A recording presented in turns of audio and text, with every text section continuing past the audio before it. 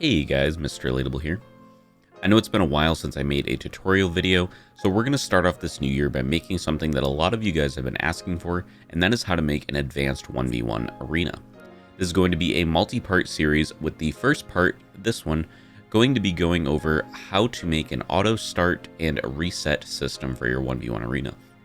This is basically the bread and butter of every advanced 1v1 arena, so that's what we're going to be going over today. Let's just get right into it. To start off the video, I simply made a very basic 1v1 arena. As you can see, there's just the two ramps and a wooden box, and that's basically all there is here.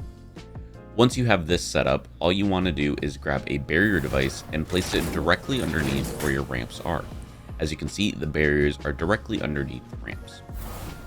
Hit customize barrier, and for the barrier style, we're going to put this to whatever you wish. For the sake of the video, I'm going to be doing a blue force field and red force field. Enable during phase, make sure that this is on all.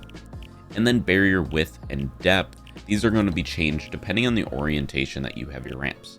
For me, it's going to be width on 0.5. As you can see, it makes this sort of small rectangle. However, if your ramps were orientated a different way, you might need to do depth on 0.5. As you can see, it changes it like this. So if your ramps were this direction, you might need to change the depth instead. As I said, I'm going to be doing width for this. Afterwards, change the height to 2 and enable when receiving from channel 1 and disable when receiving from channel 7. Now we're simply going to copy all of the exact same settings over to this barrier. However, this time it's going to be the red force field. So barrier style red force field, enable during phase all, width is 0.5, height 2, enable when receiving from channel 1 and disable when receiving from channel 7. Now you should have something that looks a little bit like this. So in the actual game, you could walk right up to this barrier and it would stop you from running, and that's kind of what we want to do. So now that we have our barriers in place, we need a system that detects when the player is in front of the barrier, so then the game knows when to put the barriers down and start the 1v1. What we're going to need to do for this is grab a trigger from the devices menu and plop it on down. Afterwards, hit E to customize or whatever it is on console and change a few settings. Scroll on down until you see times can trigger, put this on to 1. Trigger sound and VFX should both be disabled, and visible in game should be no. Scroll on down again until you see reset times triggered when receiving from, put this onto channel 1, and then when triggered, transmit onto channel 3.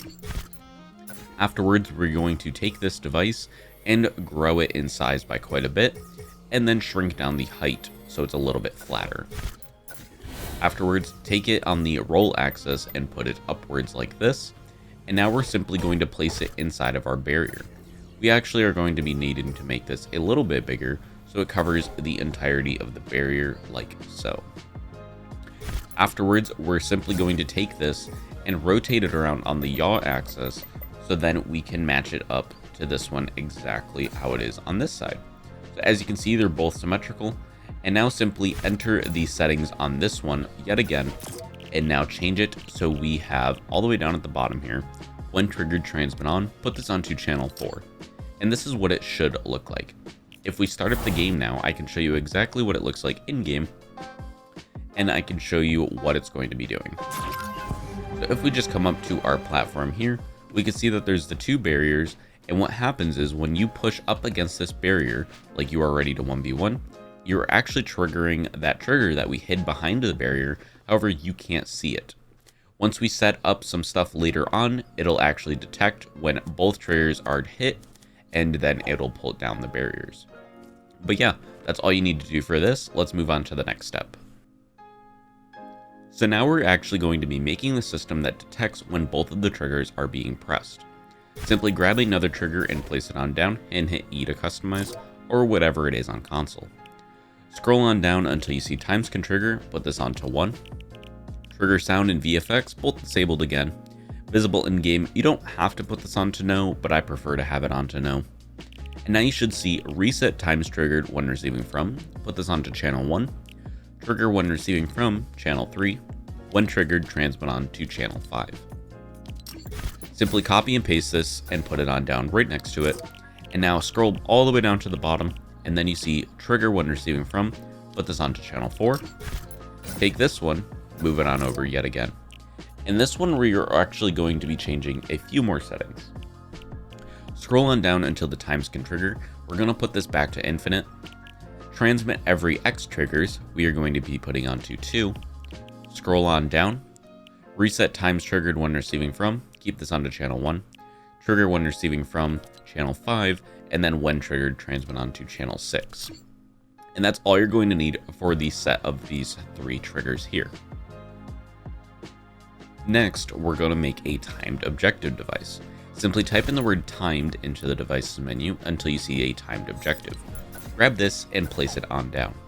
There's actually a lot of things that we are going to be changing in this one, so I'm going to be using the search function for a lot of it. Firstly, time we're going to want to put to 3 seconds, and then timer label text, I'm just simply going to put starting in and then a colon. You could change this to whatever you want. Hologram until activated, I prefer to put this onto no, and same with visible during game, I prefer to put this onto no. Completion behavior, we're going to put this onto reset, and now we are going to be searching for a lot of the stuff. So simply hit the magnifying glass up here and type in the word audio, and you should see audio effects. We're going to put this onto no. You obviously don't need to use the search function, by the way. You can scroll through all of this, but there is a ton of settings, so I just prefer to use the search function. Activation sound, we're going to put onto off. Deactivation sound, we're going to put to off. And completion sound, we are going to put to off as well. Afterwards, you want to scroll all the way down to the bottom until you see all of these little channel things. Firstly, start when receiving from, we're going to put this onto channel 6, and then when completed, transmit on to channel 7.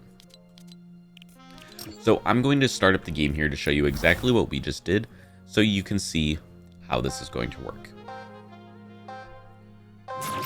If we walk up to our barriers again, you can see that none of the stuff is here, and that's simply because we hit it.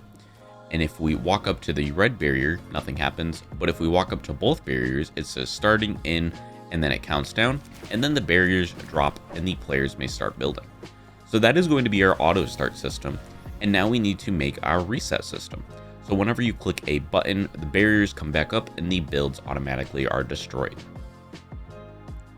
So now that we have our auto start system all set up, we need to make the actual reset system. To start, we're going to go to the My Island and Settings tab and scroll on down until you see Buildings Can Destroy Environment. Make sure that this is on No, and then Environment Damage, put this onto off as well. Those are the only 2 settings that you need to change. You can mess with some other stuff if you wish, but those are the only 2 that are required.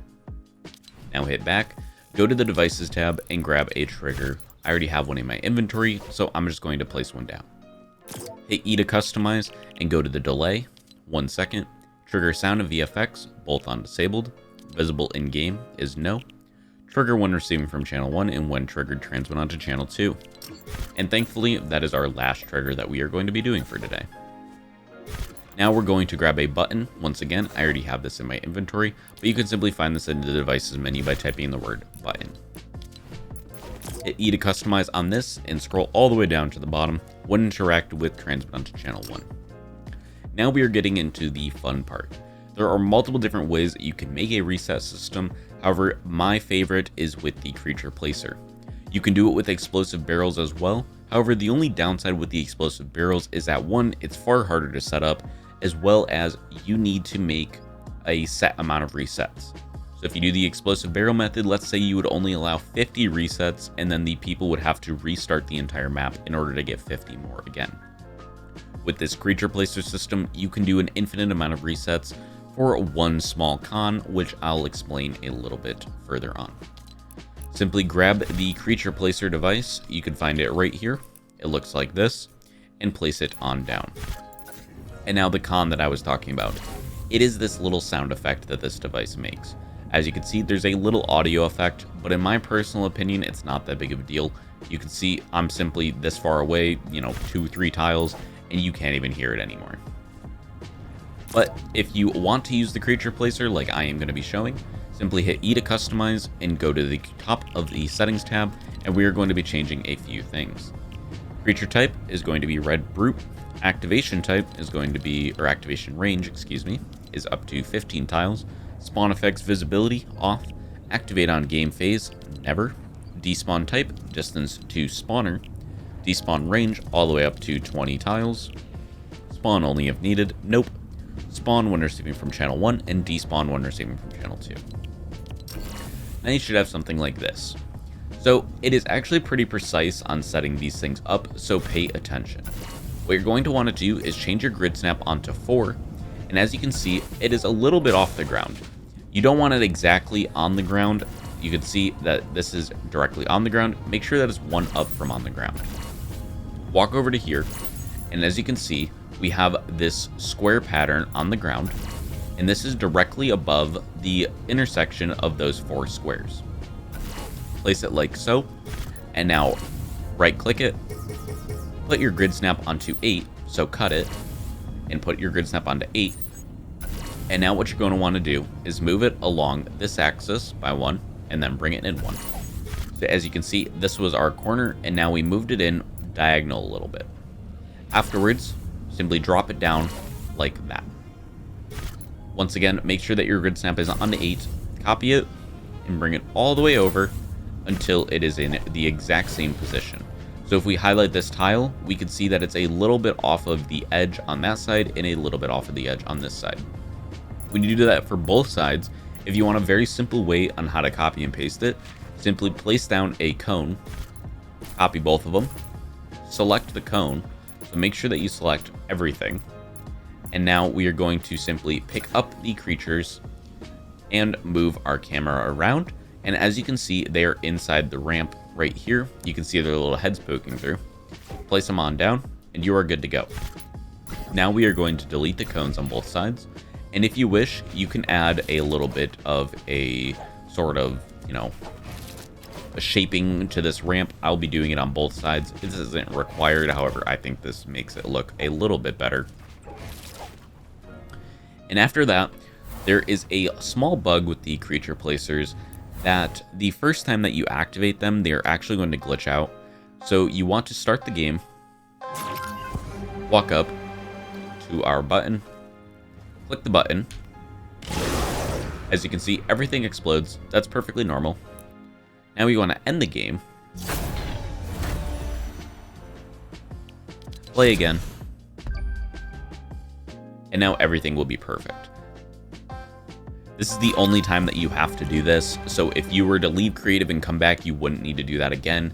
This is just some weird bug where the first ever spawn of a creature placer is a little bugged, but yeah, that, like I said, you only have to do that the one time that we just did, and now you are perfectly done, you are set, and you never have to do that again.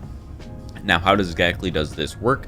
Well, let's start up our game. You can see if one player walks against the red, nothing happens, but if both are activated, then it starts in the 3 seconds that we set up in our timer, and now both barriers drop. I will simply build up into the air a little bit on both sides so you can see what it looks like when it gets reset. We can simply build up a little bit like that. And let's say that this was our 1v1, we were just fighting and we all went up into the air. Now you can hit this button and it will reset everything. Bam. Completely seamless. All the barriers are back up again, and now you and I, or whoever you're playing with, can go again. The barriers drop again. Once again, we will build up into the air a little bit. Do it on both sides.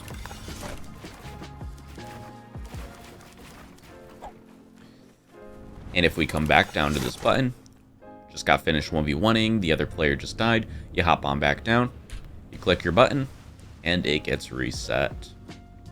So yeah, that is going to be it for this video. If you guys did enjoy, make sure that you are subscribed, as I will continue this series, and in the next episode, I will show you how to make a loadout selector. A 100% seamless, quick, and easy loadout selector so you can get exactly what you want for your 1v1. But once again, thank you guys for watching, and I'll see you all in the next one.